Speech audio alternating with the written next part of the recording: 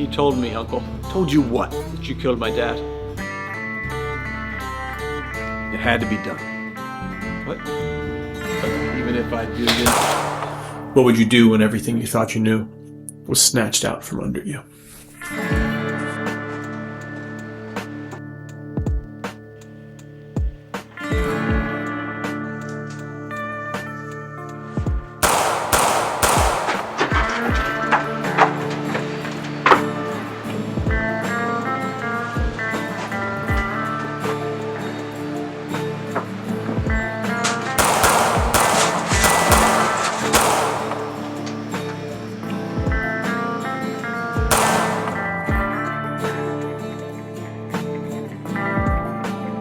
They're writing stuff that's so timeless that it's like hard for me to differentiate them in my mind from the likes of Stephen Marlowe, Richard S. Prather, Louis L'Amour. You know what I mean?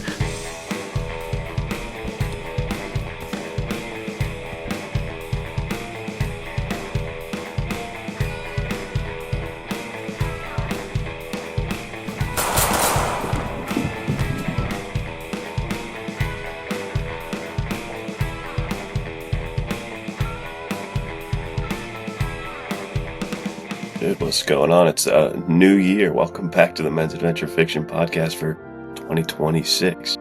Yeah, How we doing, Nathaniel? How we doing?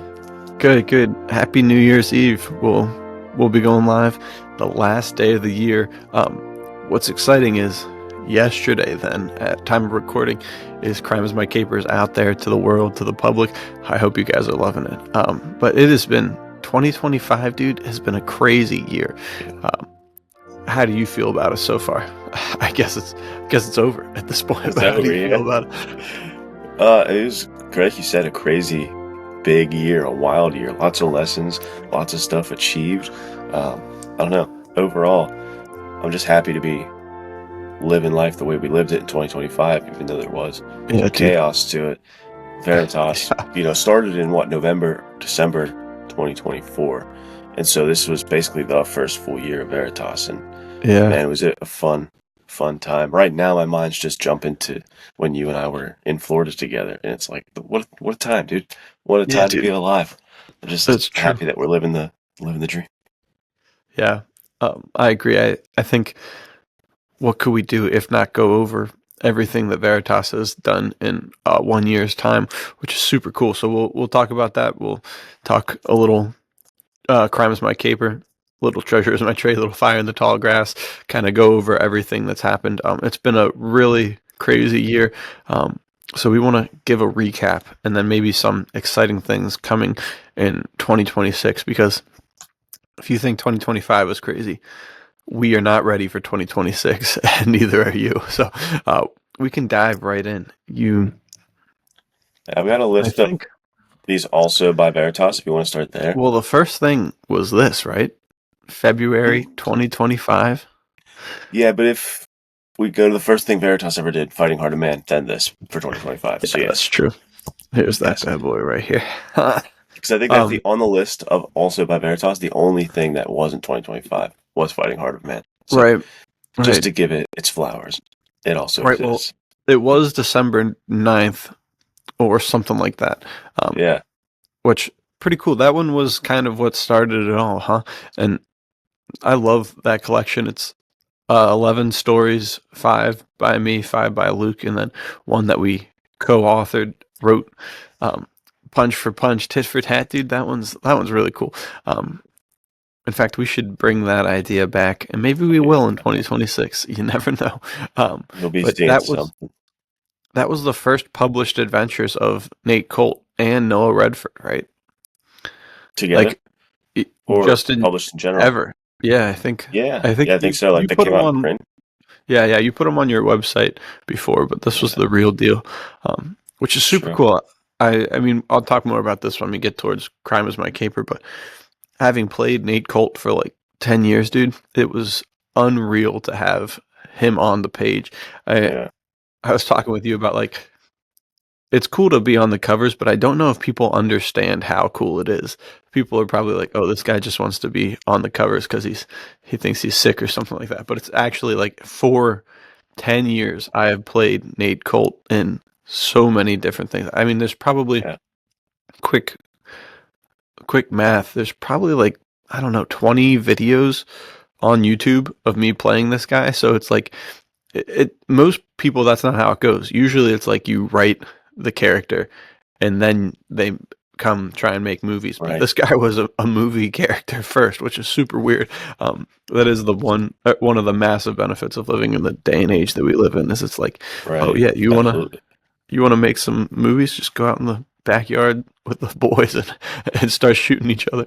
So it's super cool to see. Like, I think it was, I mean, I've always loved writing that character, but to actually see him on print on the page, dude, so cool. So Fighting Heart of Man, one of my favorites. It's got a trapper, like frontiersman adventurer, 2 westerns, um, boxing story, Giacomo Ferrantino's debut adventure as Yeah. well.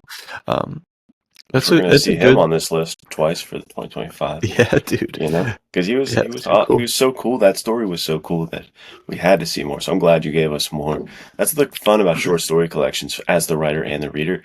It's just kind Right. of like planting the seeds of different characters and seeing what sticks, what you like, what discoveries you'll make. It's cool. And what connections Yeah. you'll make with the audience. People will be like, "Oh, I love this. Reminded me of this." Then you get to go down a rabbit hole. That's why the community aspect in 2025 was huge, and like the Discord, and all the people that I've met on Instagram and stuff like that.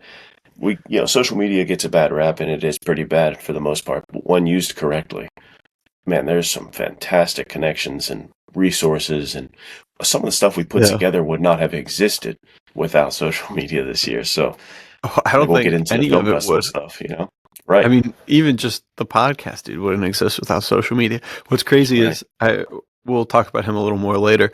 Um, I was looking through my phone to see like my pictures from last year, and on January 1st of 2025, London J. Baker messaged me, and Nice. he was like, "What do you do for work? I want to be an adventure fiction writer. Um, what is it that you do for a job?" And we were kicking back and forth, texting. And I was like, dude, this is so cool. Next thing you know, this guy's a bestseller for Veritas. So it's super Right. sick having everything like that. I really enjoy it. And just like that, they're selling tons of books, like they're writing a story that everybody wants to read, which is super Right. cool. And to your point earlier about the short stories being kind of like, I don't know, a playground for the author's mind. I was Yeah. just watching something on Instagram, and the guy was like, how to break into Hollywood in 2025, 2026. And his big thing was like, make something small.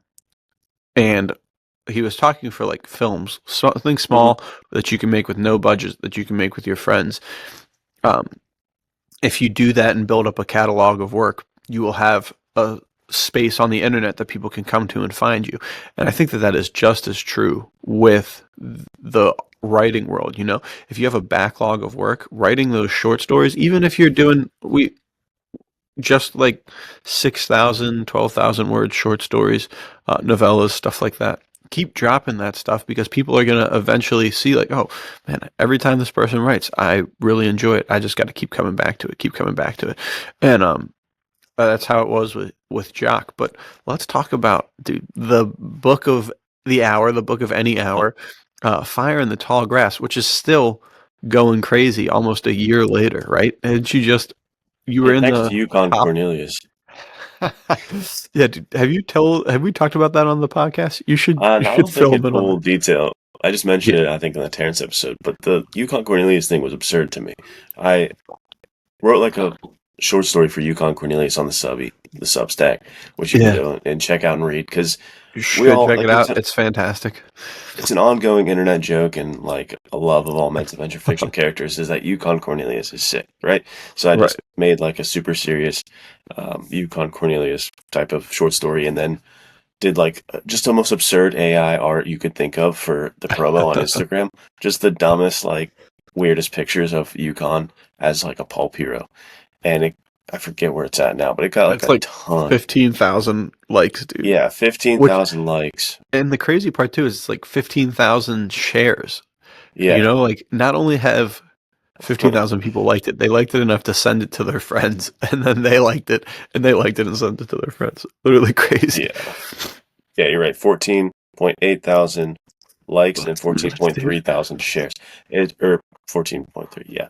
Um, and it it's so sold a absurd. bunch of books, dude.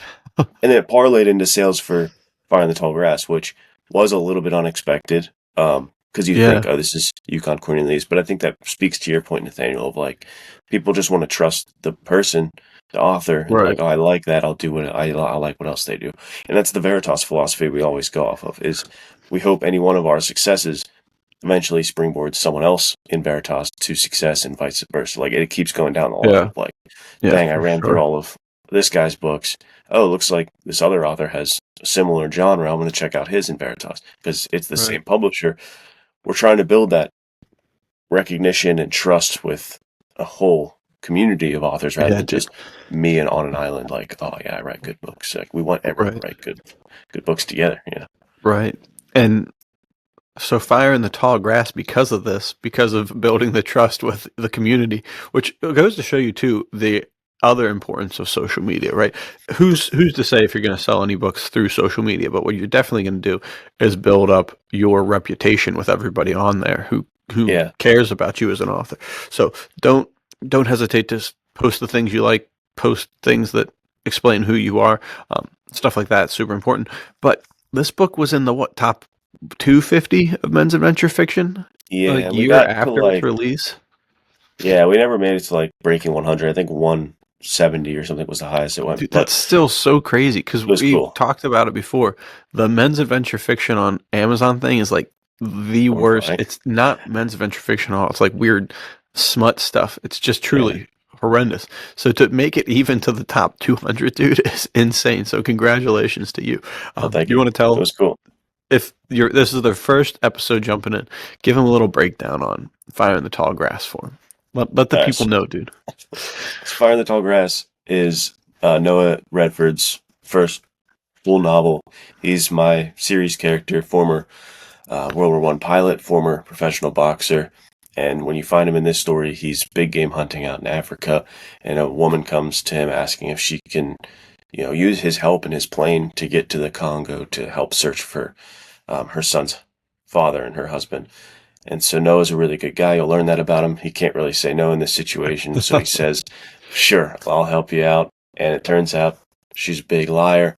Things can continue to just escalate and escalate as he gets deeper into this dark jungle with a lot of lies, conspiracies, treasure hunts.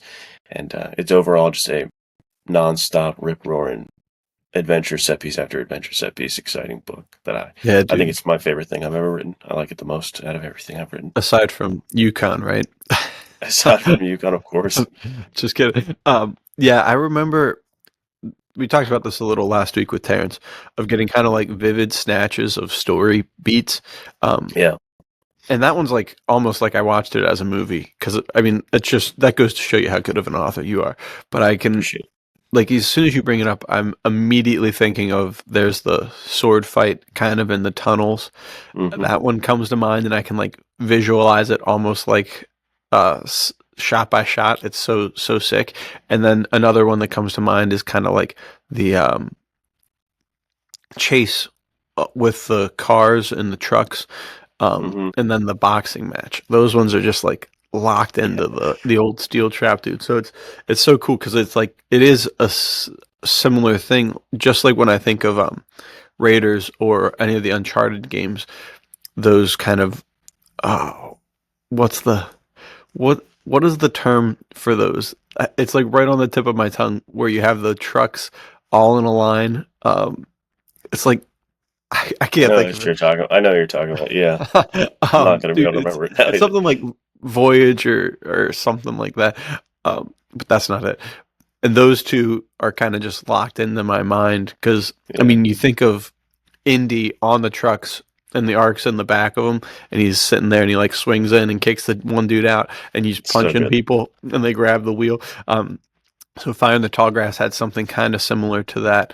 And the same thing with the Uncharted. Every Uncharted game has something like that where somehow Nathan Drake uses a horse to outrun modern trucks to get on top of them, and it's just too Beast. freaking cool. Um, so there's definitely something that harkens back to that and Fire in the Tall Grass, and I remember reading that and being like, "What? You can't write stuff like this. This shouldn't be legal. This is so sick." So yeah, I that appreciate one it. that one definitely. You said when you wrote it, you wanted it to be my favorite book of the year, and Yeah, I know. I can't think of a more favorite book. So well done, dude. It is truly a masterpiece. And I appreciate it. maybe, dude, if we get everybody fired up one last time before 2025 is over, it will break the top 100 for men's adventure fiction. We'll see. Maybe. Um, We'll see. and I thank you for giving it the hype, though. I appreciate it. Noah Redford 2 is coming out next year, so Yeah. they got to get on the Noah train before it's too late, dude. Too cool. And then And next so was you, then, right? I think so. You're Let's the see, I man. got, All right. So we got Treasure as My Trade coming in dude, May 1st, May 1st, the bringing us into the biggest month, send off Men's Adventure of Fiction Men's May. Adventure Fiction May. Dude, I will say, for whatever it's worth, these little inset pictures are just so sick. And And they're in the new one, too. regretfully so, they're so sick because every single time we get everything lined up for whatever book I have coming out, and then I'm like, inset pictures, and you're like, yeah, you have those ready, right? And I'm like, yeah, of course I have them ready. I'm sending them your way right now. They're always just a little, they're always the one extra thing I forget about. But yeah, dude, Treasure is My Trade. Like I said, absolutely years of wanting to tell stories about Nate Colt in many different ways and never thinking. I think James Dawson was talking about this on Sam Whitfield's podcast.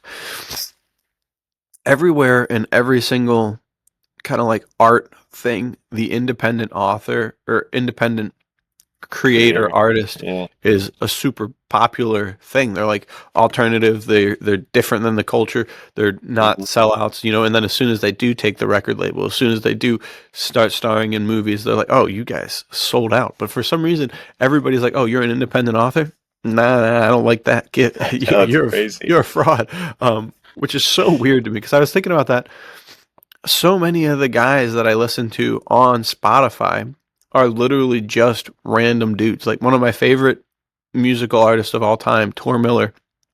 Bro was so not popular when I first found out about him that he was doing free shows at a bar in New Jersey. And I've actually he follows me on Instagram. We talk. He asked me to play him in a music video one time because we look sort of similar. Like that guy was definitely not signed by a record label. You know what I mean? Like there's no chance. And he's probably my second favorite singer of all time. He is fantastic. Awesome. So it's stuff like that. So I think in my mind, that was kind of like publishing a story was so far from ever being a thought that could happen. You know, it was like, oh, well, I'll write something, but then it's going to get stuck in like essentially pre-production hell where it's like I'm trying to be like, hey, will you sell my wares? Hey, will you sell my wares? Do you like me? You think I'm a good author? And knowing how the genre trends have happened over the last 20, 30, 50 years, nobody's going to buy a hard-boiled detective story set on the international scale and he's fighting bad guys left and right because it's just not like a thing they do anymore, you know? So and with the leanness that we wrote these, you know what I mean? Like the Veritas leanness is very uncommon now. I think it'll become bigger and bigger, but right now it's very I think so. I think so too. It seems like stuff we've seen on the internet talking about self-publishing and independent publishing saying write short stuff. So take that to heart, viewer. Write some short stuff. So dude, it was just so cool to actually have the book in my hand was unreal. And that's probably, I don't know, Crime is My Caper is really fun, but Treasure is My Trade is also really fun. So I'm not sure which one I like better, but Treasure is My Trade, dude, the moment, like just living it and thinking back to the time that it happened was so cool that I remember us calling each other really late at night or whatever. But when we found out that you broke in the top 100, you were our first Veritas bestseller, dude. What a cool moment and what a awesome showcase of the community coming to support and everyone. It was so cool. Taken to Nate Colt because I just remember that phone call being just such a highlight of the year for me. So cool, like celebrating that together. I know, dude. That was so unfathomable to me. I was literally blown away. I think it got to maybe like number 3 on the top 10 So sorry. new releases, and I Yeah. think it was like in the 40s or something for overall. Which it was like it's one thing to be like, okay, cool, we made it in the new releases, but to actually be on Right. the like top 100 Yeah. overall is like, Yeah. whoa, that's crazy. That was really So cool. super cool stuff. I was blown away, and the different reviews people were sending in. I think they both Fire and the Tall Grass and Treasure Is My Trade kind of had the same people saying like, yeah, it was so good I read it in like one sitting or two Right. sittings. So like I had to, unfortunately I had work right in the middle of reading it. Otherwise I would have finished it in like another 15, 20 minutes. You know, it's like, dude, that has got to be one of the coolest things that you ever hear is like somebody takes your book and they're like, they literally cannot put it down, dude. That's so cool. So Well, you write action better than anybody, and thanks, man. it's like easy for action to get exhausting and be like, okay, let's skim this. Let's get back to like the story. Right. Never feel that way with your books. You're the only Thanks, guy dude. one of the only guys who like I can read nonstop action, and you keep it interesting. You I keep it appreciate engaging, that. and with that first person point of view, you'll feel like the coolest dude of all time when you read the Nate Colt books, dude. I don't know if you do that on purpose or whatever, but like if you just want the James Bond experience that people always talk about, best way to do that is in Nate Colt because his first person, which you Thanks, do man. incredible, and it's like one of those things we've definitely talked about on the podcast where you get the decision making and you're like, I also would have done that. That is a very good idea. It's like, it makes you just feel so cool and on top of it. So it's always a good confidence boost to read a Nate Cole. You feel a little bit, a little bit taller after you read one. You're a little pumped up. Yeah, you feel more well, that's the funny part too, because I would definitely never win any sort of fist fight if I was faced with one, you know, because I don't know, but you do read these books and you're like, man, I He might knows. Nate Colt would win a fight. What's probably my second favorite comment I've ever got was a guy who was in the Marines, and we met him at the Vegas Pipe Show. He's just all around badass. He texted me and he was like, man, I'm loving the fisticuffs. I'm loving the shootouts. As someone who's done both of those things my entire life, I believed every single page of this. And I was like, bro, That's what? awesome. Are you serious? So I guess somehow I struck gold on there, which from that dude is a really, really cool. I mean, and from you too. You're the boxing man, dude. So it's cool to Yeah, hear it's awesome. stuff like that. I'm in the process of editing and finishing up this Nate Colt short film web series episode, and I think that that's the one thing that I always come back to is Nate Colt in the book.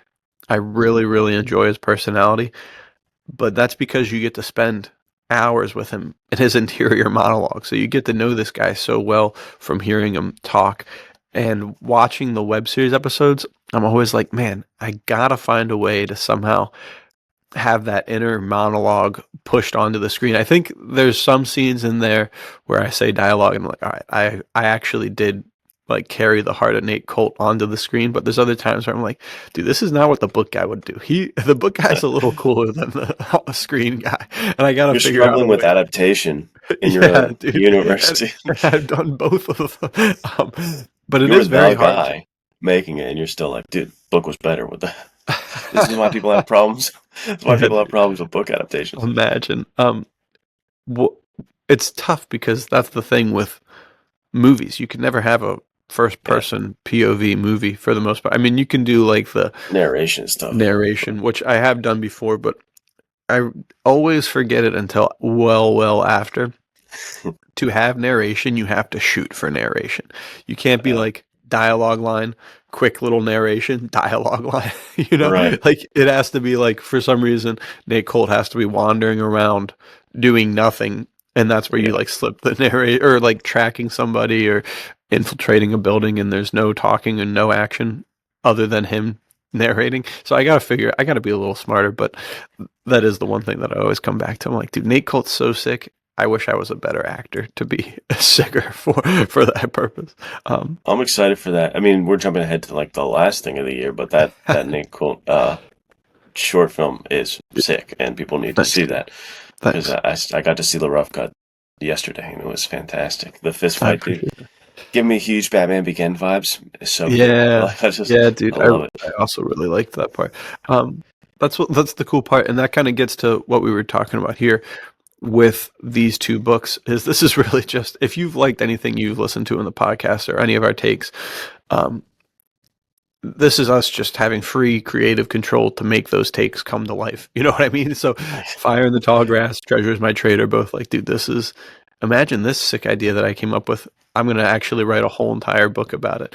And to that point earlier, if you just can't put, like people are saying, you can't put these books down. I think that that's one of the cool things too about the leanness of them is, I mean, these are not like short stories by any stretch of the imagination. These are Right.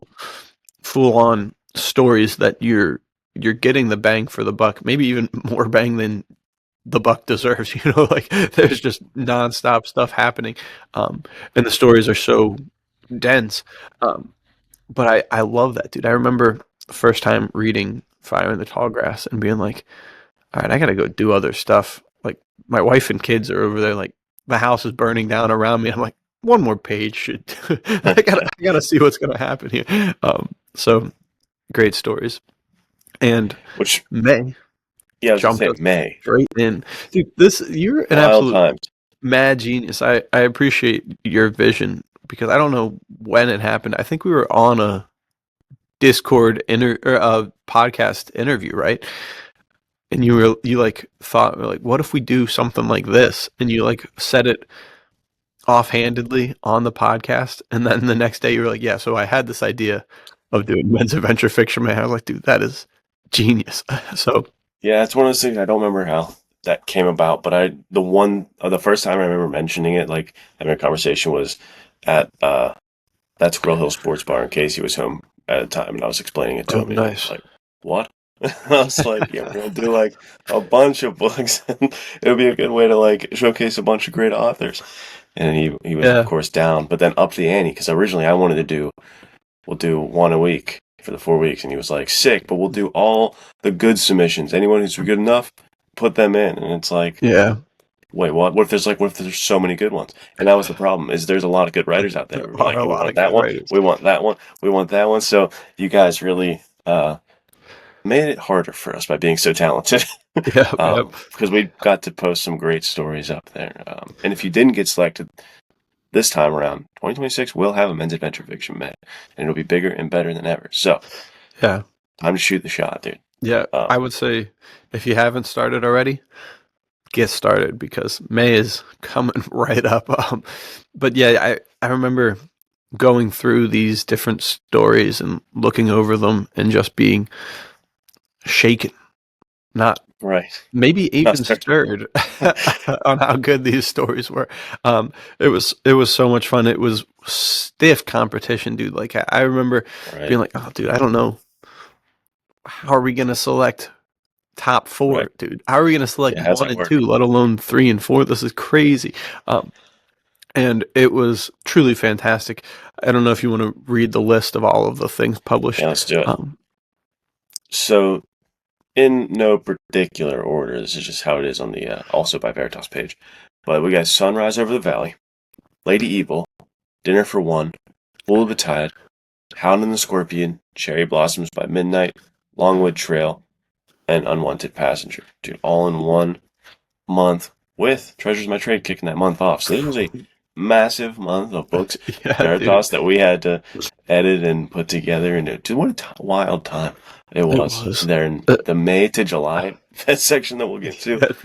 Don't even So bring that- up July. That's wild. crazy stuff. Yeah, I think this was kind of a nice little foretaste of what the rest of the year was going to be like. Yeah. And probably the first time we said, we got to be smarter about this. Right. And then immediately for the rest of the year, we're not Did it. smarter about it. Dude, even this year, as you and I were discussing 2026, it's like, yeah, that also is a good idea. That's a great idea. Yep. I don't Yeah, know. that's There's a too good much idea. passion and excitement about it. That's what makes it tough. But I guess we do have to Right. control our passions as men. So there's some part of me that's like, I gotta hone it back, even though that all sounds good and I want to do it all. Yeah, You can't do it all. But right. I'm even speaking about my personal, what I want to write for 2026. It's getting out Right. of hand, which is like, annoying because I already know there's going to be amazing authors that I want to work with and do stuff with, but I Right. need to save that time away from, as well as all the time I need to save for my writing. So it's challenging out there with all this exciting opportunities happening. Meanwhile, we're going to be making a feature film later in the year. It's like we got to really factor that in. You know what I mean? Yeah, dude. It is very much I agree. You sometimes feel like, okay, well I can either focus on helping other people publish or I can focus on publishing my own stuff and Yeah. to be able to bring both together.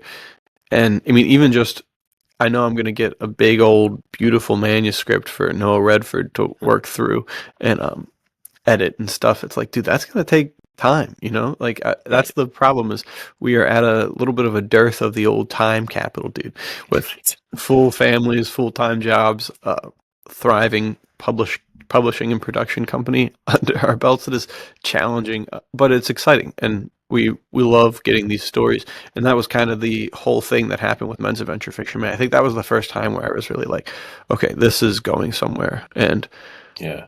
almost like to go to like a classic Western thing. Like you get onto the horse and you're like, this might be more horse than I am rider, dude. We might be in a pickle here. That was But certainly me during the Western short film. I yeah, was on the dude, horse. that was some crazy stuff. But yeah, we have all these stories. There's a Western. There's kind of like a, I don't even know how you would describe Lady Evil other than, I mean, we talked about it like sword and sorcery in a Mad Max kind of world, sort of. Right. That doesn't Very sell it unique, well enough. intense. Yeah, Yeah. you should check it out. Fantastic. We have a Jack London-esque thing with Pool of the Tide. We've got another Western. We've got two really great kind of noir, hard-boiled stories. An Irish military fiction, dude. Yeah. It's just everything in there is so So good. exciting. So cool. Yeah, So good. exactly. And Yeah. I think what's cool, one of my things I liked the most about Men's Adventure Fiction May was the largeness of the genre submissions. You know, they really Mhm. took that many genres of Men's Adventure Fiction episode we did, and they're like, oh yeah, let's do all of them if we can. You know, like we didn't get anything like there was not necessarily a through line on genre Right. other than it was Men's Adventure Fiction. You know, so it was super cool because we had military, thriller, Western, sword and sorcery stuff. Just like everybody, Yeah, run the gambit, dude. whatever you would put Mitch Mayhew in is kind of like a, I don't know, a aviation pulp sort of guy, Right. high adventure. So it was so cool, and that gets us. I mean, we had a bunch of westerns submissions, and the next thing Yeah. you know, dude, we're doing a western month because that's the next thing that happens, right? Yeah, I believe Is so. I'm looking at the list. That is the next deal right there. Is this intense June, July for us, dude? We had which the started with the masterpiece known as Gun Law Bloodlands, which is that what you're started? not. I think so. I think that came out similar kind of to Yeah, July 1st, July 4th, somewhere. Treasure is My Trade, Yeah. starting off Men's Adventure Fiction May. I remember reading Gun Law the first time, and I was like, there's, once again, snatches of things. I remember when that rope bridge breaks and he goes catapulting into the water is like locked into my mind. And there's a fight scene on a half-sunken buggy in the water, Yeah. right? Dude, Right. crazy stuff. That book has so many fantastic set pieces. I remember thinking Fire in the Tall Grass is action-packed. Gun Law is crazy. Only action. Yeah. And that's I mean, my there's problem with it, I think, in no, dude, my there's own tons of personal great opinion. great It's just I wish there was development. more character in there. Well, you've got some really cool characters too. You got Black Eagle, and I can't remember the other guy's name because there's too many Western characters that came out this year. Dude, the thing about Gun Law is that if you want to enjoy it, you got to see it like a Lone Ranger kind of thing in today's day and age. Like just a radio pulp that you'd be listening to, and maybe it would have worked Yeah. better as like a radio thing. But like it's just supposed to be action scene after action scene. You know what I mean? Yeah, it's fantastic. I think that's what Gun Law is, a very like old-fashioned Western, and I think that may be kind of the issue that a lot of people have is now Westerns are so revisionist that if you have a Western come out today, people are like, oh, not everybody died in the end, and the bad guy was also kind of the good guy the whole time. Like, I don't think that that's a Western anymore. Like, if this was just because that's Cole Hartnett is a good guy whose sole goal is being a good guy. Like he's concerned about following the morals, following the right thing, making sure that truth is actually being ferreted out instead of just going along with the stuff that's going on to make sure he's okay. He has no real regard for his personal safety at all, it would appear. Right. And his cast of characters, he's very much a white hat. But as you get to meet these other characters, you have a gray hat that he kind of works with, and then almost a black hat that he works with, who kind of shifts last minute into sort of a more grayscale guy. So I think that you do a really good job of taking all the things that people like about classic Westerns and jamming it in there, and then also kind of peppering in some sort of revisionist elements where you have bad guys who are good guys and good guys who are bad guys kind of thing played throughout, but it's all helmed by a great lead with Cole, who is truly everything you want from a cowboy lead, So I think this is another one that if you just popped it into slid that bad boy into the old stack of dusty, cracked cover pulp paperbacks, people would not blink an eye thinking it was from the 1950s. And I think that may have made people not understand it because very few people have read 1950 pulps. But I also think Gunlaw was a lesson for me in what we were talking about earlier of you have to be able to manage your time better, because trying to write that whilst in the middle of Men's Adventure Fiction May and putting the Western short films together, acting in the short films, location scouting, getting the horses ready, doing the short story collection. Everything was happening simultaneously.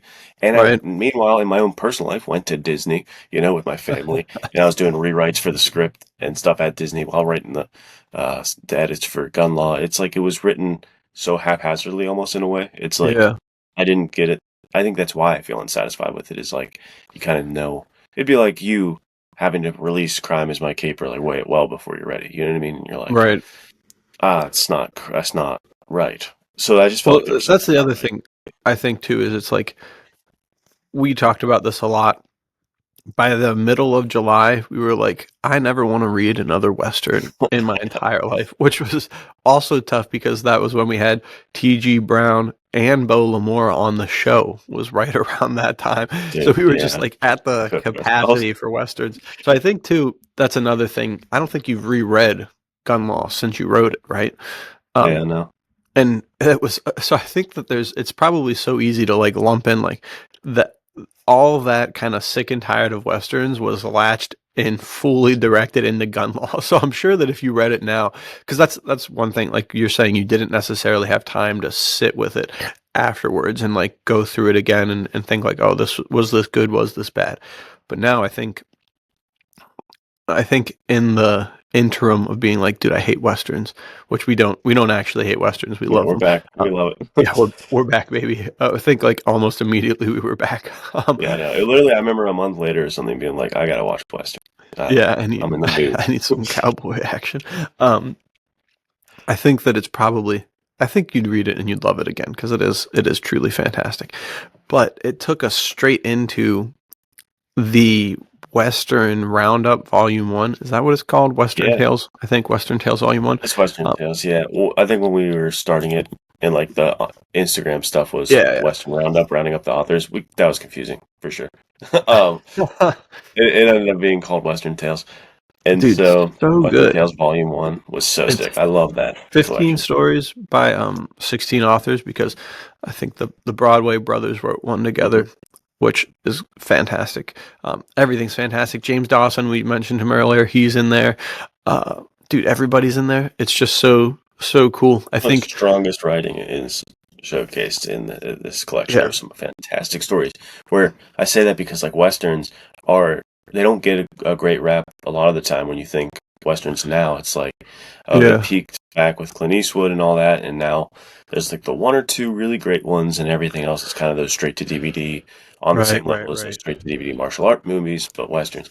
But no, these were all astonishing, and it kind of gave me hope and revitalization. And like, yeah, there's a great Western potential out there. There's great Western authors out there. This Right. genre is alive and well, and you guys knocked it out of the park for sure. That is a great collection that super proud of, super happy with. Yeah, and it also is one of the the top chart toppers for Yeah, Veritas. one of the I best can't selling remember Veritas things for sure. where it got, which the other ones were Unwanted Passenger by Terrence and Pool of the Tide by London Baker. Both of those were just fantastic Right. sellers.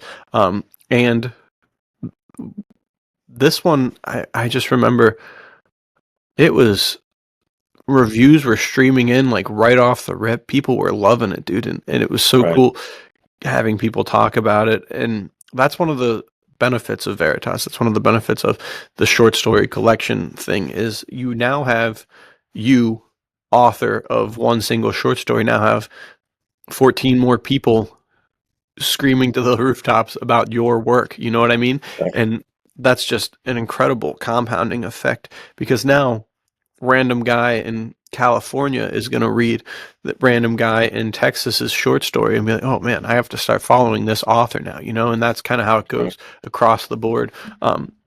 So super cool. I really enjoy those short story collections, and there are plans to do more for 2026. So start thinking of oddly specific genres and start writing short stories for them. Well, maybe it would be smart to release in the next month Yeah, to tease out what we're the gonna be up to. four different short story collections or however many it's going to be, so that people can start writing stuff to submit to them because we want Yeah. to give you guys time. Like Luke said, there's nothing like fighting for your life to get something out before you're necessarily prepared for it. So that was really good. And then kind of coinciding with all of this, we talked about it before, was this Western Short Film Festival, which was one of the craziest experiences of my entire life. Yeah, wild times, dude. Still looking back at it, it's like that doesn't even feel.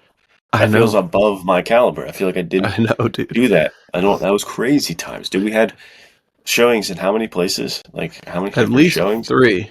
Yeah, at We least did. 3 different places.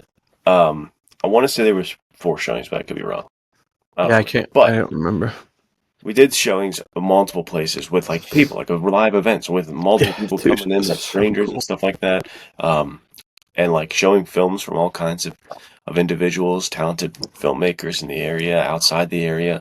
And being Yeah, like, this all came together from Team Veritas. That I feel like July was when I really started to like refer to it as Team Veritas because I was like, right. dude, this is like a sports team getting together and like doing Yeah, dude. things because the Western Tales guys, they did incredible with marketing their book. They, helped each other, promoted each other, talked, and just made that happen. The team was at full effect.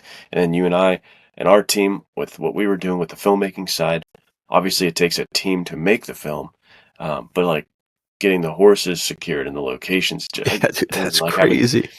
last minute having to get like casting and people for lighting and the DPs and all that. Like it was crazy to see like a team come together and make this happen. What a Yeah, wild experience. It feels so surreal. You know what I mean? I Thinking know. about it now, talking about it now, it feels like I did not do that. It Right. doesn't.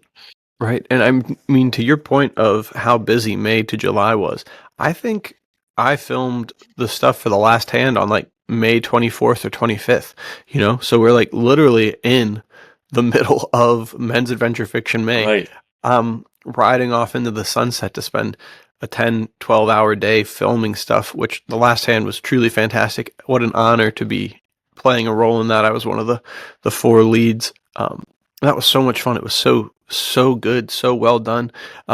We'll link the Western Film Festival below.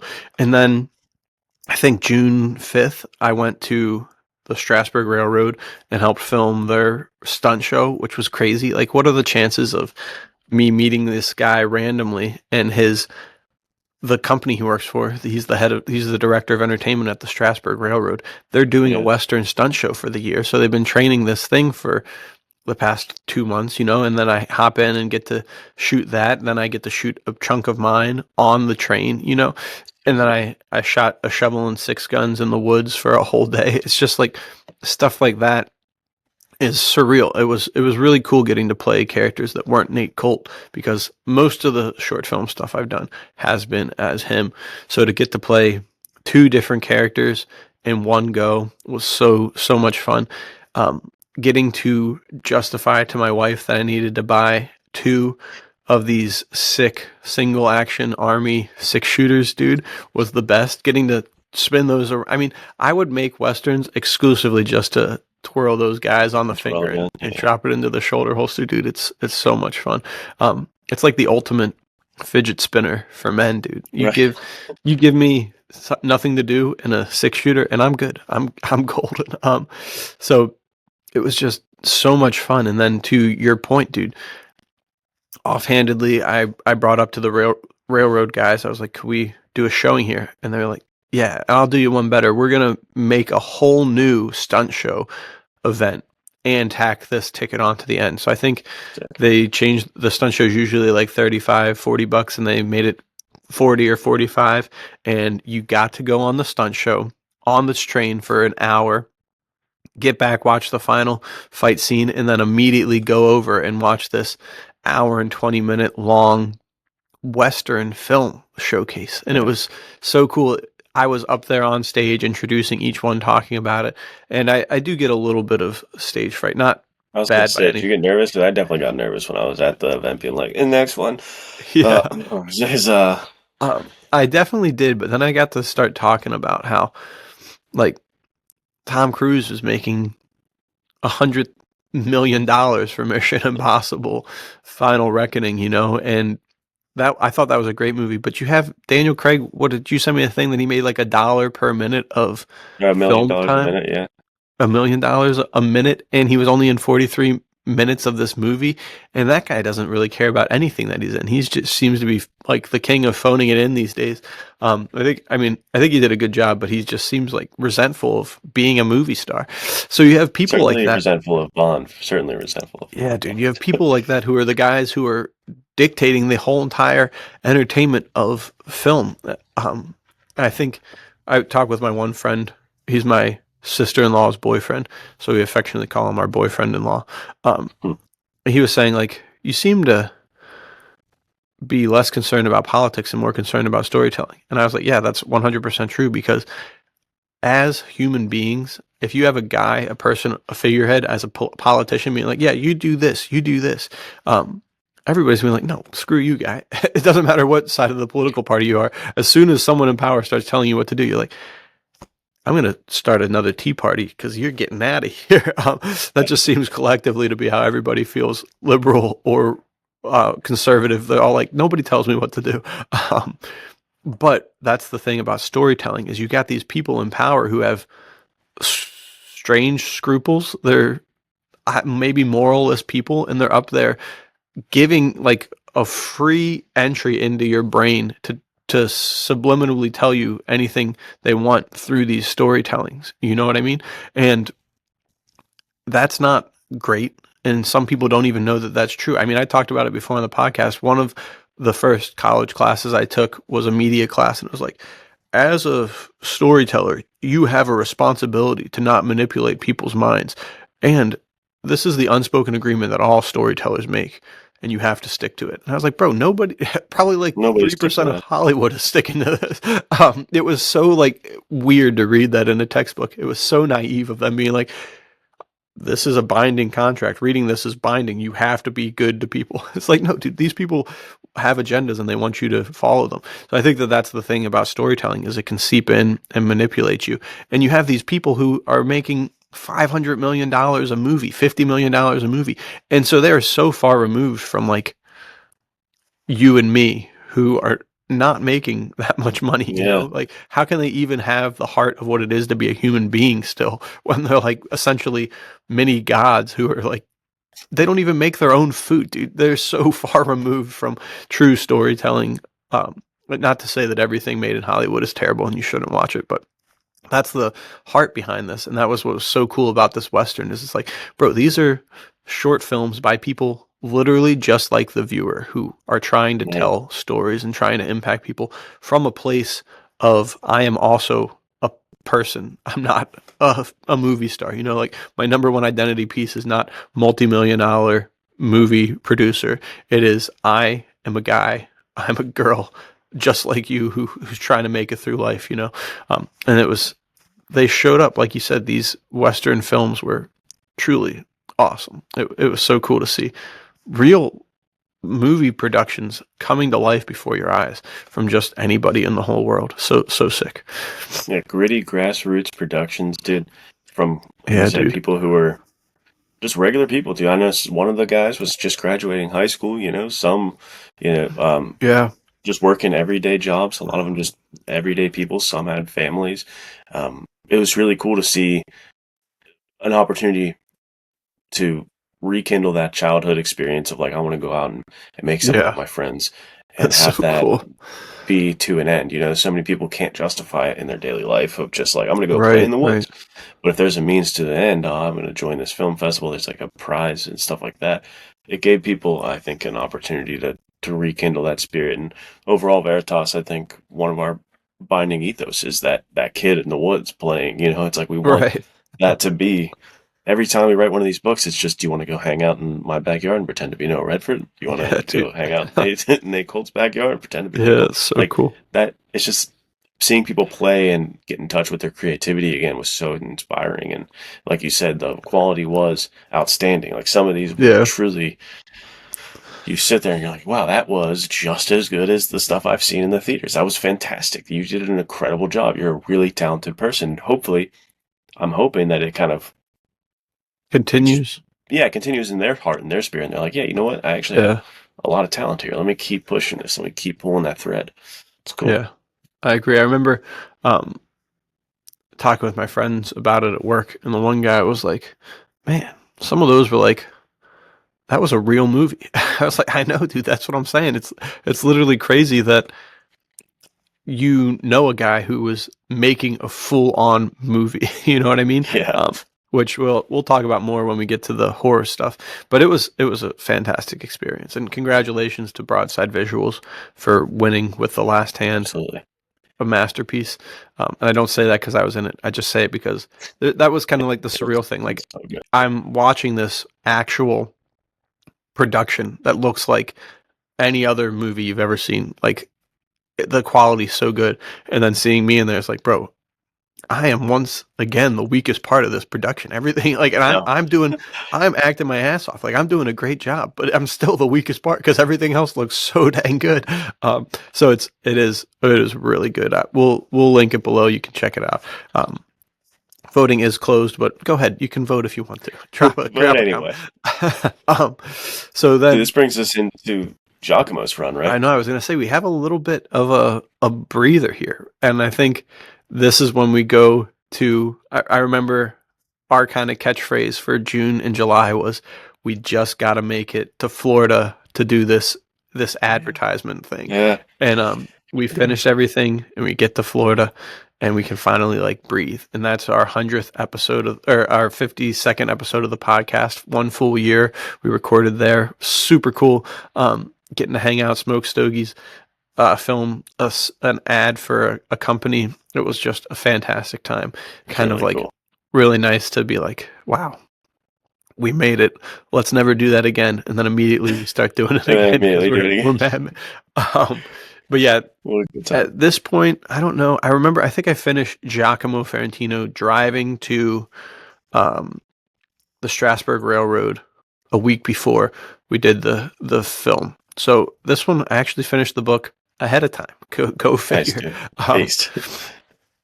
and it's a really fun one. I got a surprising amount of people who reached out about Fighting Heart of Man, and Change of Heart was the Giacomo Ferrantino story. And they're like, yeah, this was, I mean, you said it before, you want to read it to your son before bed. All right. As It's like the ultimate kid's story, like the ultimate men's story. Yeah, and I remember Terrence saying like it was one of his favorites from the collection. My brother, who's not a huge reader, was like, okay, is Jacques the coolest guy of all time? Right. or I think he brought it up in the middle of like we were doing something. He said, this seems like something Jacques would have handled really well. I was like, Jacques? Who's talking Jacques? about? And he's like, you wrote Jock. What do you mean, who's Jock? I was like, you didn't read that, did you? He's like, no, dude, that was sick. So it's stuff like that that's just like blindsides you, and you're like, oh, I guess people like something that I've written. And Dude, to your point, that reminds me. Hold on, that reminds me of when we were in Florida. You got recognized for being in the pictures, dude. You were the guy from the movies. That was fantastic. Writing that down. I met Casey's dad, and I was like, nice to meet you, I'm Nathaniel. He said, oh, I know. I was like, oh yeah? And he said, I recognize you from the pictures. I was like, bro, what? This is crazy. That's so cool. Very, very wild. No, you're good. I have that written down and dated because it's a banner. That was really cool. He genuinely saw you from the movies you were in and was like, that's that guy. That's too cool. Yeah, so writing Jacques, I was like, because the stuff that happens in Change of Heart kind of pulls him out of the French Foreign Legion a little bit. So I was like, what do I do? Do I continue with that story and then it's kind of just a random story, or do I go back in time? And so I decided to take a train ride to get to the next part of the Change of Heart story.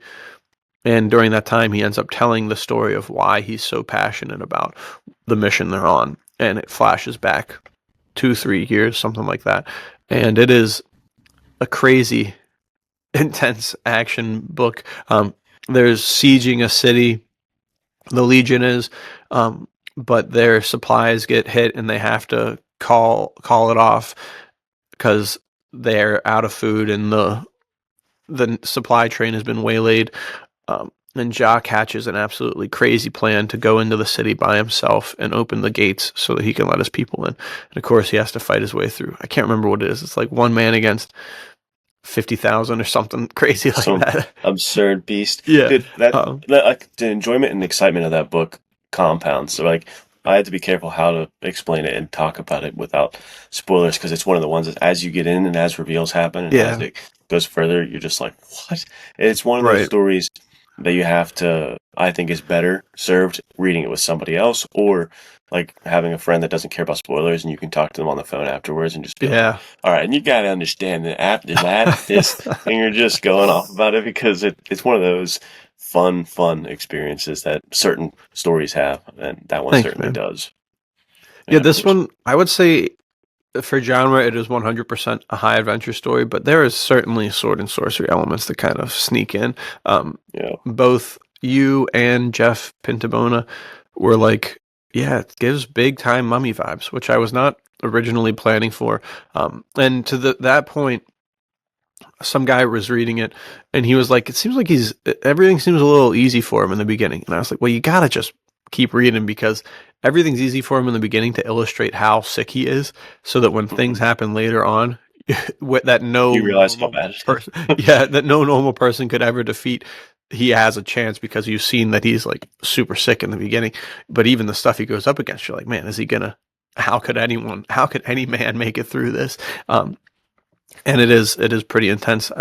It has a lot of through lines for the rest of the writing universe. For those who don't know, everything I write is in the Nate Colt universe. So Giacomo Ferrantino is a distant relative of Nate Colt, and things that are set up in that, and then later in the Western or the horror short film I made, they all kind of come together to lead up to stuff that's going to happen. So there's big plans coming. Check back in like 5 years and the plans will be realized to some degree. But it was a really fun one. It did pretty well. Again, I think it got to number 4 on the top 10 best-selling list for new releases. Also pretty high up there. I think maybe in the 20s for overall. It was cool. I was really happy about that one. It was Swashbuckling September, right? Is that when that came out? Yeah, dude, Swashbuckling September. Thank you, Terrence, for that one. And it also, once again, kind of started off another crazy run. We got to stop doing this to ourselves. But we had Killers from Yellow Rock come out next. And then Jeff hitting with the ultimate power move, dude, of the 1-2 punch. The Jeff 1-2 punch happening right now was absurd. And then he dropped... Night Horrors, that's what it's called. Yeah. Night Horrors and Killers from Yellow Rock are kind of dude, back to back almost a little bit. Let's talk about Killers from Yellow Rock for a few minutes, because that one is truly a masterpiece. If you guys, Best Western of the year, dude. That was so sick. he wrote Longwood Trail, and Longwood Trail is fantastic. The ending was slightly more ambiguous, without saying any spoilers. And every character in there was kind of like you weren't sure if you should root for them or root against them. They were very complex, very interesting characters. But Killers from Yellow Rock kind of takes that sort of formula and puts more of a classic Western feel to it. And it does a great job of giving you characters similar to how Gun Law did, who are very stark in their beliefs and what they stand for. And it's truly fantastic. A young bounty hunter, cattleman, like cowboy, goes and finds the baddest dude of all time, and he has to confront this guy and convince him to help him take down this massive kingpin guy in a small town who really messed up the lead's whole entire it's not family, but they're essentially family, the ranch that he worked for. And as you get on this adventure with these characters, the bad man takes the young upstart guy and he trains him. There's like some of the sickest training montages I've ever read. And it all leads up to crazy shootouts, crazy fist fights, knife and tomahawk fight, dude. It's just, if you have not read Killers from Yellow Rock, you need to pick it up right now because it is It's closest fantastic. to a Louis L'Amour I've ever had. The experience of a Louis L'Amour.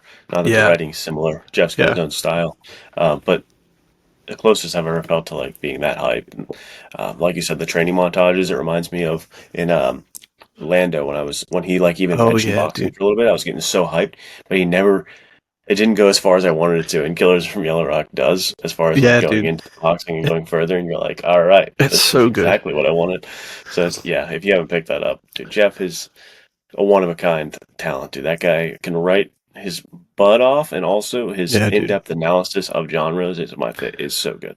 Just like Cabs, those guys understand genres so well. Right, and Jeff's two favorite genres, I think, are westerns and horrors. And so he hit us with the double whammy. I think it was October 5th or something like that. He drops Night Horrors, which is essentially his take on the Universal monsters. And it's fantastic. I think you've got Wolfman, vampire, definitely the Mummy, and definitely a Frankenstein's monster kind of character. And it is superb. I remember reading them, and I'm not a big horror guy, and being like, because they're so pulpy and so men's adventure, and usually when I think of horror, I think of kind of more of the slasher stuff. It's so like removed, or the kind of demonic possession type of thing, so far removed from my mind to think of these Universal monsters and have them set in like really pulpy, rich atmospheres. But I remember in the guy's like facing the mafia, or the mummy, and he's pulling out a revolver out of his shoulder holster. And I was like, all right, this is my kind of horror. And I was just hooked from then on. So Jeff is a fantastic author. He can do no wrong, in my opinion. And if you are enjoying his work, check out 2026 is going to be another crazy year, which we'll talk about a little towards the end.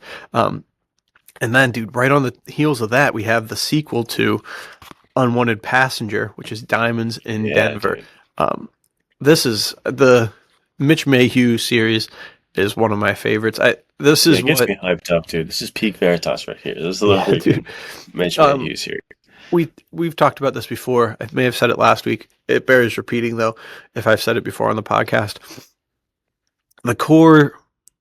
This whole group of Veritas authors that we have here, these guys who are writing stuff, they're writing stuff that's so timeless that it's like hard for me to differentiate them in my mind from the likes of Stephen Marlowe, Richard S. Prather, Louis L'Amour. You know what I mean? Like, if you hand me one of these books, it's never kind of the thought of like, oh, brother, what am I getting into here? This is an indie published thing. It can't be that good.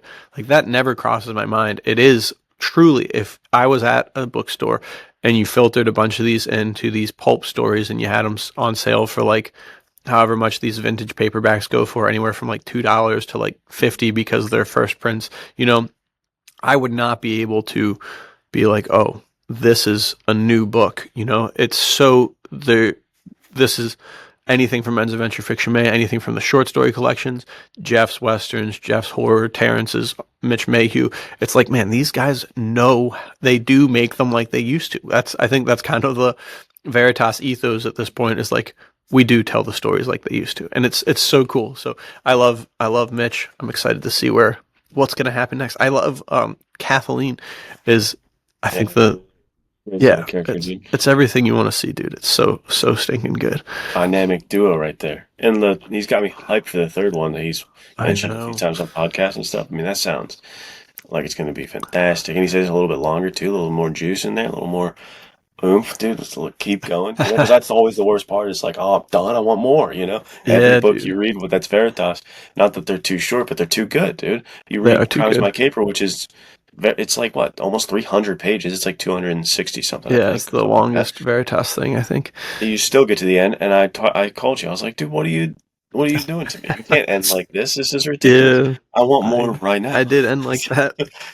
So it's great to see, you know, stories that Yeah. make you want to keep coming back, stories that invest you. Well, and this is the nice thing, is all of these authors have told us, either on the podcast, on other podcasts, just interpersonally, there is more stuff coming from Terrence, from Jeff, from most everyone, from Men's Adventure Fiction May. These people are passionate about continuing to tell stories, you know, and that's super exciting. I mean, if you love Mitch Mayhew, he's not going anywhere. If you loved Killers from Yellow Rock, not going anywhere. If you love Noah and Nate, they're definitely not going anywhere. And that's the thing. If you are 5 years from now finding this podcast episode and listening to it, check the Amazons, check the Veritas website. There's probably going to be another 45, 50 books out in that time period, which is crazy. And there's going to be more collections like Veritas Noir, which fantastic, you know? But before we get into the Veritas Noir, we got to jump back over, dude, to another film festival. What were we doing? We're out of control. We're out of control, dude. We got problems. I know this one we did horror. It was very hard for me to come up with this. So I wrote a horror story so good that people probably asked, is this even a horror story? It was about Salvatore Cotolino, who's in Fighting Heart of Man, and he gets hired by the CIA to go into East Germany a year or two after the end of World War II to face down an absolute madman who's wreaking havoc in the hills and mountains and woods, killing people left and right. So he and a squad go up to face someone who seems to be unkillable. And it's got spy energy, it's got mafia energy, it's got kind of like a slasher film energy. It's got everything. I really enjoyed writing it. Crazily enough, it ended up winning, which was awesome. I was able to, for the first time I've ever made anything, I paid everybody who helped me because That's awesome. I split the winnings. There was 9 people who helped for like over 8 hours, and then 2 people who helped just for like 2 hours. So I split everything between all of them in 10, and then split one of the shares in 2 for those 2 guys who didn't help as long. But it was so cool. It was like, man, what an honor to win, because these guys put in the work. I mean, every single character is really, really cool.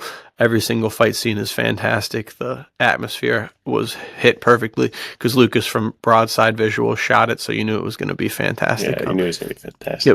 It was so much fun. And then there was, what, 9 others? 8 others? So. Yeah. Something like that. Fantastic, dude. Again, it was almost like a full film you could watch if you just want to sit there and watch. I know. Anthology series of not westerns this time, but horrors. It was. Yeah. And then we had like a party to go along with it, dude. It was an exciting time. You guys, again, so busy. It was wild. So busy. We had 4 books, and the film festival, and I played a role in Lucas's, which was the Black Veil. Really amazing. Another masterpiece. That one was for sure. I've never felt less adequate as an actor than I did in that one. And I like I said, I think it's probably the best performance I've ever made. It was so good. My mom said I was watching that and I didn't recognize you. So That's awesome. of course that's what moms say.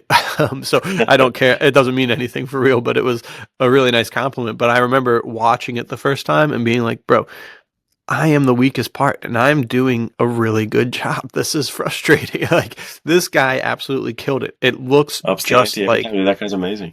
it looks just like a real movie. You guys should check it out. You will, if you didn't watch this podcast and you saw it randomly, you would not think, I know that guy. You would think this is like real actors, real movies. Not to like brag or anything of myself. It's all because of the production quality. I probably could have just said like duh, duh, duh, duh, and it still would have looked fantastic because of how good this guy is at one, shooting it, at two, lighting it, and three, putting it together in post with the sound design. And I mean, it was just so eerie. There's the way things cut is just fantastic. I remember from the fantastic. I never ever think, oh, the editing, but I thought, whoa, dude, the editing was sick.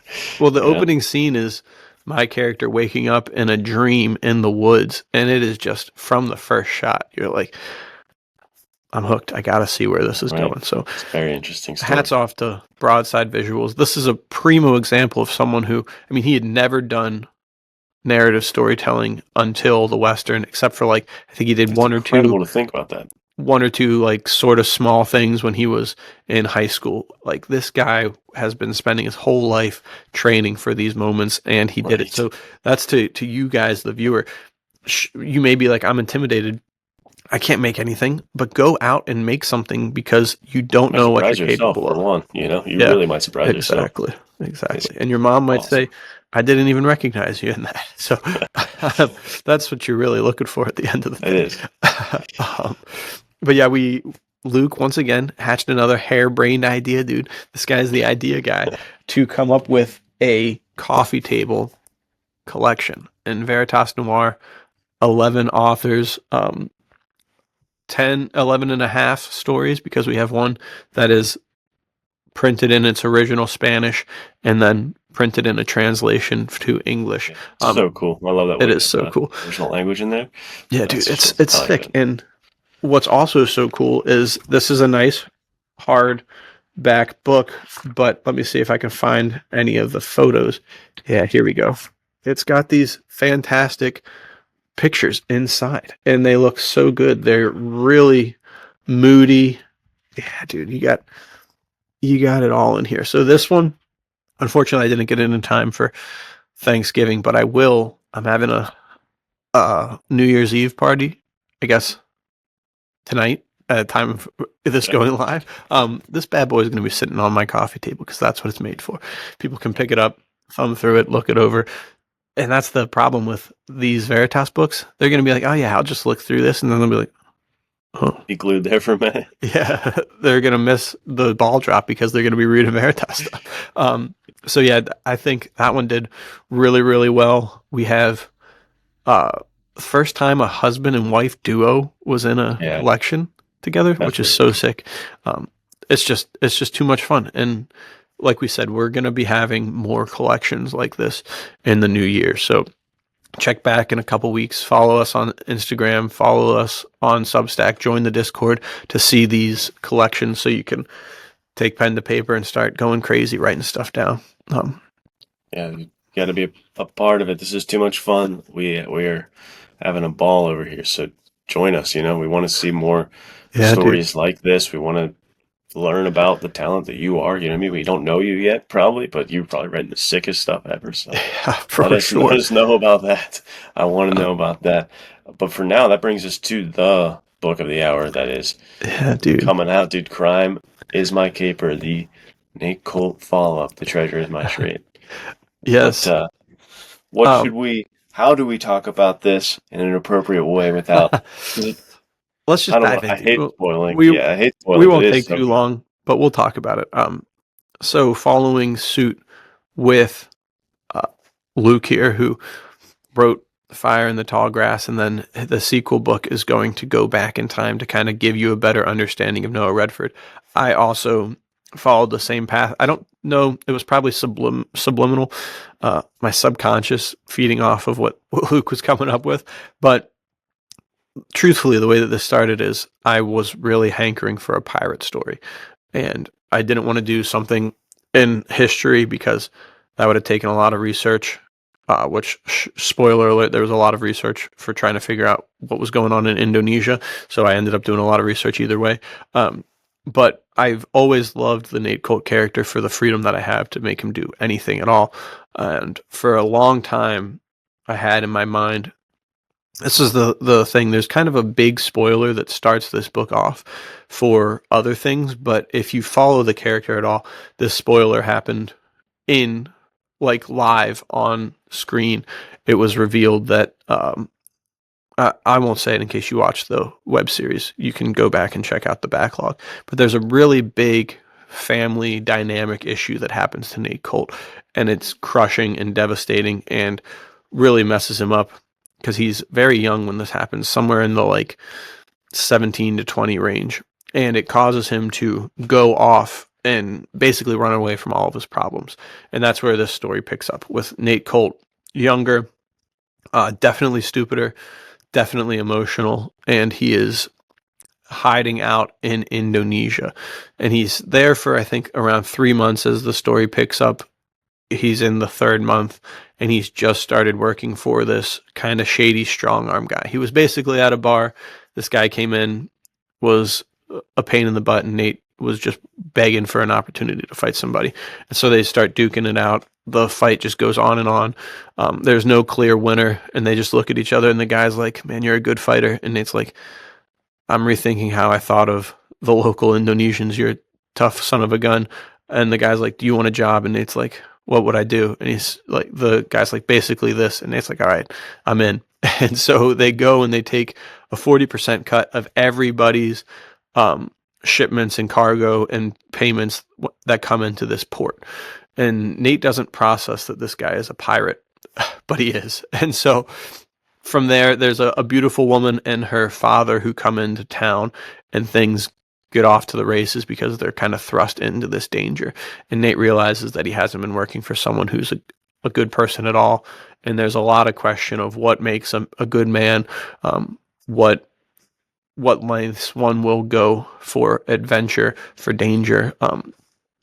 It's really, I like it less than Treasure is My Trade, because Nate Colt is so kind of caught up in figuring out who he is, whereas in Treasure is My Trade he's kind of set up. But I think that I think this one is much better written than Treasure is My Trade because Nate is so much more complex. So yeah, I prefer this one, I think, because of it being almost like this reverse engineered deconstruction of that character in Treasure is My Trade, and you see this existential cracking of the foundation in the very beginning that sets him into this like, what do I do, why do I do what I do kind of thing. And it's a cool interesting question in place for him to be growing out of. Meanwhile, you write that story in a way that story could be like a very contemplative, he sits around a bar and talks a lot kind of way, but you write it in a way that is so, it's like, mafia, pirates, boat chases, like intense action. There's so much intense action and like I said in the beginning, I don't think anybody writes action on your level. I commend you for having to write action. So like, it is the coolest. There's a part on a boat, that's all I'll say, is my favorite action scene of the year, dude. It was so cool and so well written, and it's got such a great ensemble cast that you write that story in a very kinetic way that you typically wouldn't see it. So I liked it more than Treasure My Trade for that reason. I thought it was a unique way to look at that thing, and especially because that type of guy is like my peak favorite counseling client. You know what I mean? Like that age, who am I? What am I? Like I love that guy. So I was really happy to spend time with that version of Nate Colt. Luke's like having a hard time not writing down notes for how to address this dude's issues. That's funny. I think I would say this. The things that happen in Crime is My Caper are probably I like more than the stuff that happens in Treasure is My Trade. Although it's tough. They're both like peak for me. I mean, character that you have a problem with, I think. Just that he's so young. You're like, he's so together. The worst part was writing it. I'm writing it, and it's very hard to write for an age you are not, I think I've found as I've grown up. And so just loading this dude with all this existential angst, I was like starting to get a little angsty myself. I was like, no, dude, this is not good. So I think the experience of writing it is really kind of what threw me for a loop. But there's some of the coolest scenes I've ever written in this book. And there's also a really cool kind of shift into seeing him do things as like kind of coming into his own as a private investigator that's kind of woven through here that I really like about it. And like Luke said, it goes from pirates to mafia. There's gun running, there's machete fights, there's a boxing match kind of stuff. It's just got everything that you could want. Chase scenes, fight scenes, boat chases. It's just out of control. But something that I think I liked the most that was kind of like snuck up on me is there's a pretty interesting will they, won't they romance going on throughout the whole thing. And that will be fleshed out even more as these stories come out. But I really liked that Luke and Terrence, who are the only two people who have read it so far, have both said that they really enjoyed the female character, which is a great compliment because sometimes I write a woman and I'm like, this is just a guy who's supposed to be a girl. Like, I don't know how to write women, but I think Magnolia is her name. I think she plays a fantastic role in the story, and she's super interesting. At least for me to write and to read. So I hope that everybody enjoys the romance subplot that's kind of woven through. And what she brings out in Nick Colt is some of the most interesting stuff we ever have that I've ever read with Nick Colt. I think she challenges him in a way that he's like not used to and has to use a different side of his intellect, a different muscle than he's used to with conversations with her, and you see that happen, and it leads to some really interesting scenes that I really like. Yeah, and there's for sure some very Shel Scott inspired stuff that happens in this book with descriptions or dialogue. Yeah, I love it. I remember reading one or two to my wife, and she's like, "You can't write that sort of stuff." And I was like, "Yeah, I can. This is hilarious."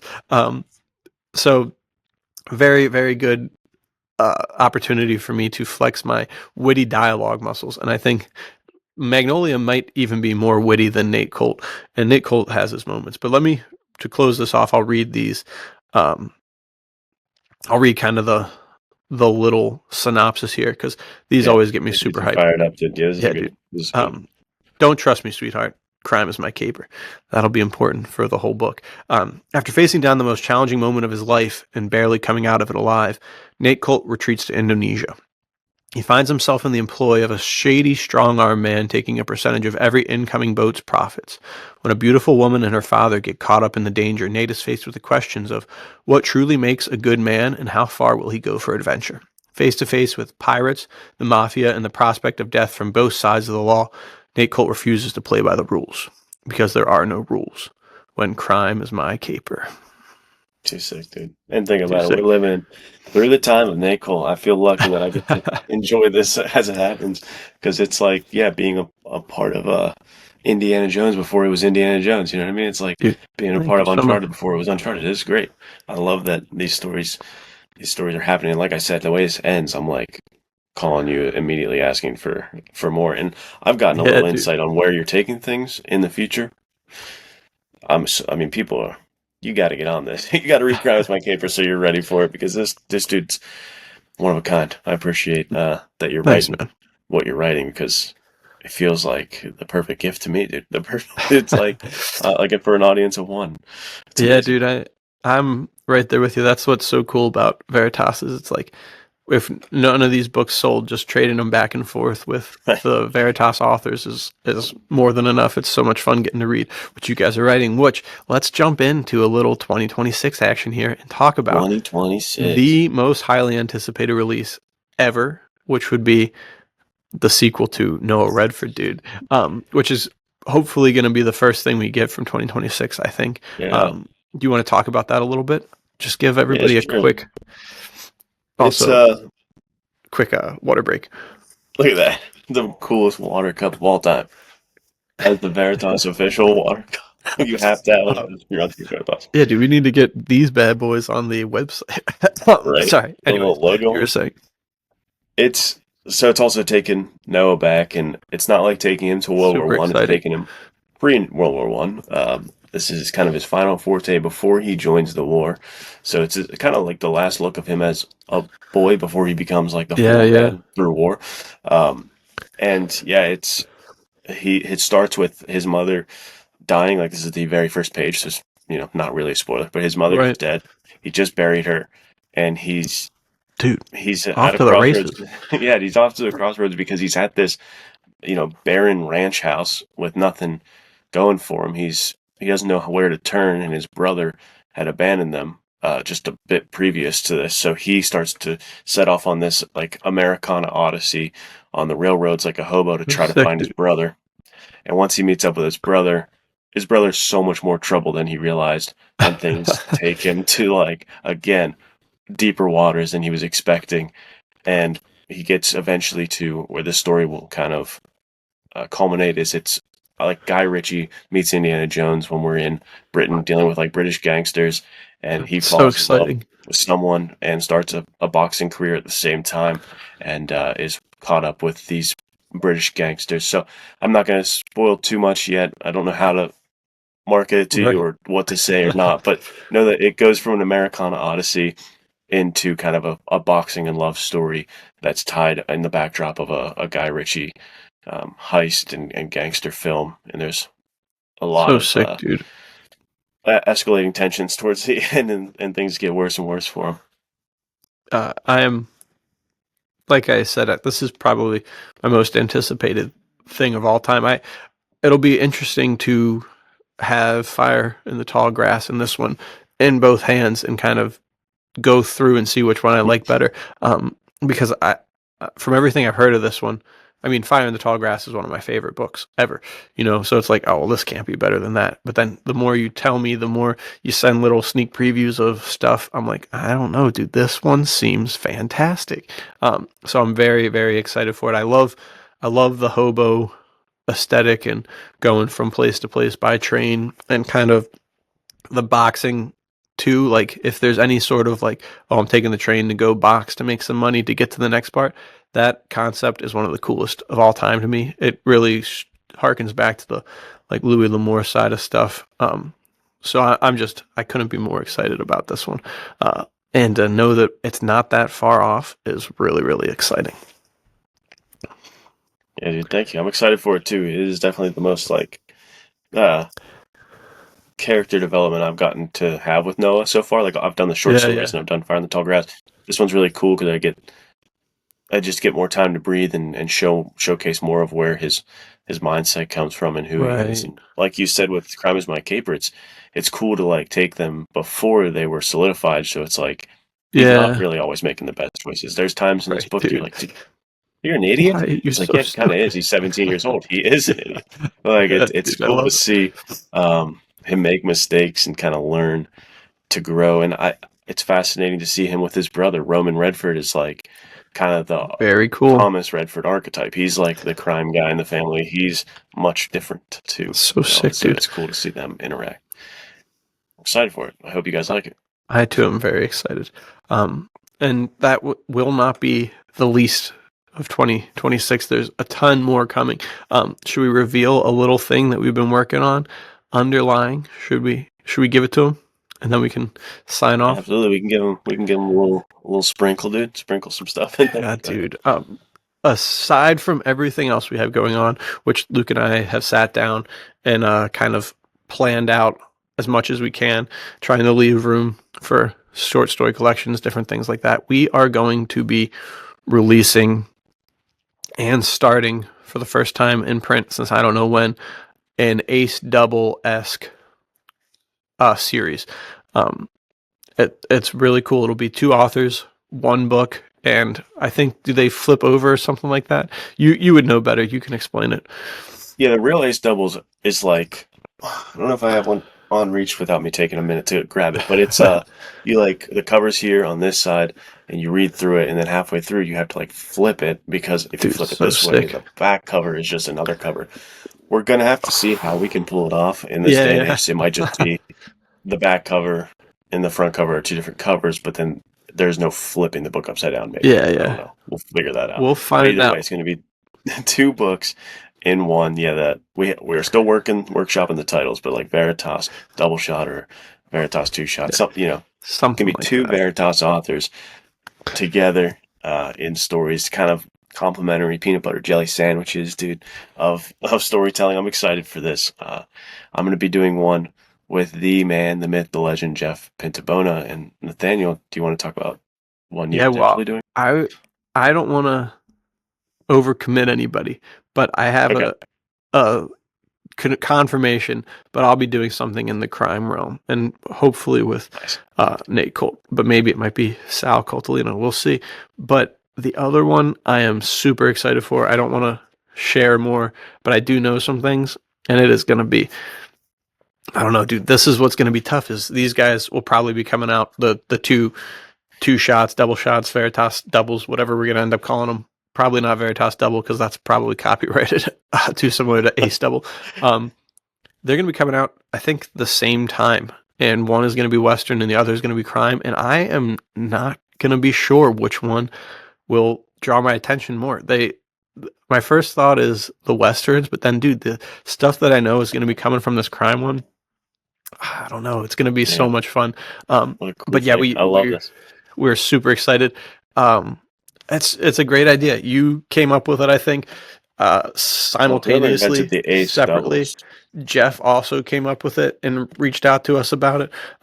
Yeah, So it's another one of those things where you try to track back these ideas to the starting point, and everybody's like, the minds of the Veritas authors are too great that they're having the same ideas at the same time. So I'm beyond excited for that. And that is, I mean, we just talked about 3 books coming out in 2026, and that's not even scratching the surface. yeah, So, that is literally like the tip of the iceberg, and this is the problem that we have, and this is why we get overwhelmed, and this is why we're doing too much. We got to draw back. Can't happen. Yeah, Can't draw back. Never I gonna know, draw dude. back. You gotta double down, dude. It's exciting. We're putting in the work, trying to give you guys good stories. There's hopefully going to be more short films, more Nate Colt stuff. Speaking of which, going live tonight at the release of this is a Nate Colt short film. I think it's season 3, episode 2 would technically be what it is. Beautiful, dude. Beautiful. And they're still undecided as of the time of recording if it's going to be part 1 or episode 2, and then episode 3 will come out in January.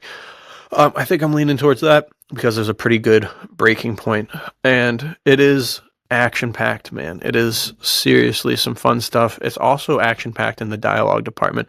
It was a really good opportunity to flex my dialogue muscles for writing and acting, and the other side, the people that I'm having the conversations with, those two, it's my friend Jess and my other friend Killian. Both of those are some of the best actors I know. They are absolutely fantastic on the line delivery front. And it's Nate Colt facing up against his probably biggest arch enemy. So it's a pretty big reveal, pretty exciting stuff. They have history, stuff that I'm really, really excited to explore in the novel world.